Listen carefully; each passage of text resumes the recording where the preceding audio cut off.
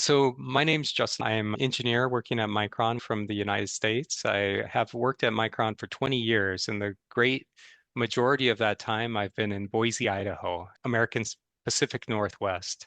I work in the semiconductor industry, so even prior to my move to Singapore, I've had great colleagues across the globe in locations such as Japan, Singapore, India, Italy, Taiwan, and other locations. So in the United States, also the rich and diverse workforce, I've come to know different cultures through my direct interaction with folks in America.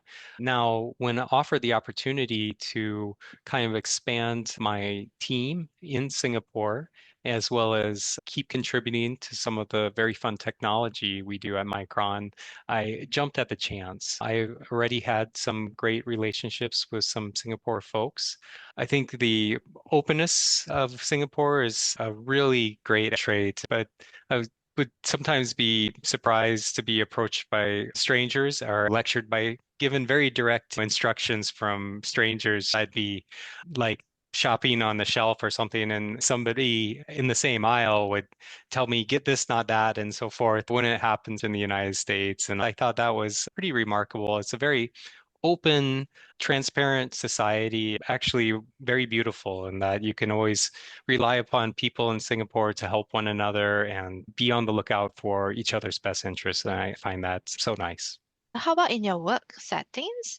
In a work setting, I think it takes on a different character, much more alignment. So, in a sense, less direct communication. Group settings are open forums, especially when one team's talking to a different team.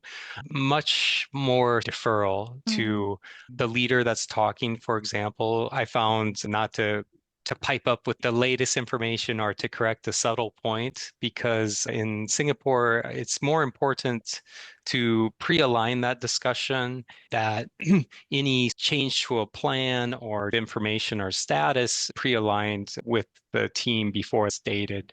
In contrast, the United States, everybody talks. So if I'm one of my employees, it was with me in the United States, and I was saying, "Oh, we're going to get this information in a couple days," he would pipe up and say, "Well, actually, Justin, we got that this morning, and here it is." And I go, like, what's happening? So that more in the United States, shooting from the hip, information can come from anywhere at any given time, and it's more flat in a way. And Simon, I think you said at the beginning, task oriented. So I think in the American working culture, we are very used to very direct feedback, but in Singapore, the setting is different. I think before the meeting. Authenticity of the work, I find both very comparable. It's just how we approach the conversations a little different. As you set foot in Singapore, how do you then actually start building relationship? I certainly made some mistakes in terms of violating decorum when I first began. Calling out certain items in group settings, I had to be taken aside once or twice. You shouldn't have said that. That wasn't ready. One or two instances of that, really getting the tune that collective organization, we all succeed together. Maybe to use an analogy from team sports, knowing who has the ball at a given point in time, respecting their agency, allowing them to operate in an environment of trust, that if there is a need for informational support, to do that in the background. And one maybe area that I've adapted in is I've really stepped up my one-on-one communications with my team. So two team meetings where everybody's together as a group, occasional one-on-ones, frequent one-on-ones with all my team. So every week I'll speak to everybody individually to align. And then in terms of the group settings where maybe it's a little more reserved, at a point where everybody's pretty well on the same page and proceed. Yeah, absolutely. Sometimes asking direct questions in a group setting, I would sense that maybe an individual felt put on the spot or spotlight and that was uncomfortable. I've learned to be sensitive to that and pre-discuss so nobody's taken by surprise or effective. And actually, I think that's an area of growth for me too. So going just beyond the cultural thing, manager, I really appreciated that perspective to the way I approach problems. I have a couple of questions I want to ask. the culture of Singaporeans going for longer lunches and coffees to align versus in the States where people usually have a cold salad at their desk. And the other question, they are interrelated, is was there ever a situation where trust was maybe threatened, or there was a situation that you actively put back on the right course? Was trust ever broken, and how did you go about it?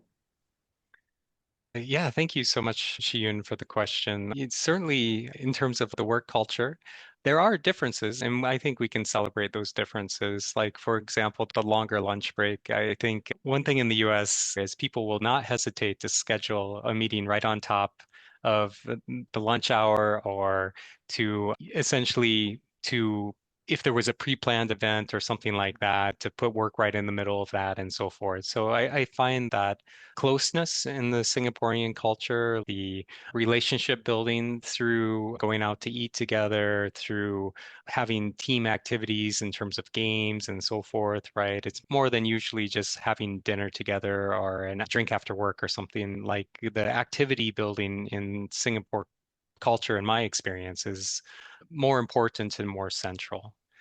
And then on your second question, in terms of shocks or surprises, yeah, when I've been taken aside, I maybe put somebody on the spot, or maybe through a question inadvertently cast a shadow on a team or a partner.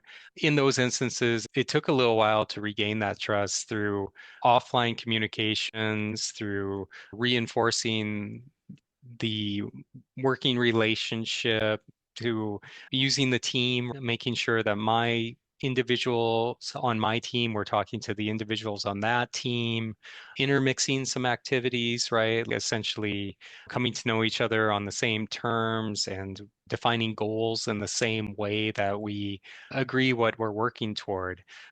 That is a process, and it's a worthwhile and worthy process to do that, because without that relationship, it's always starting afresh in some senses, right? And until you come to that common understanding and common reliance on one another, knowing that we're working in each other's best interests for the organization, that really is a precondition to making progress and working together well.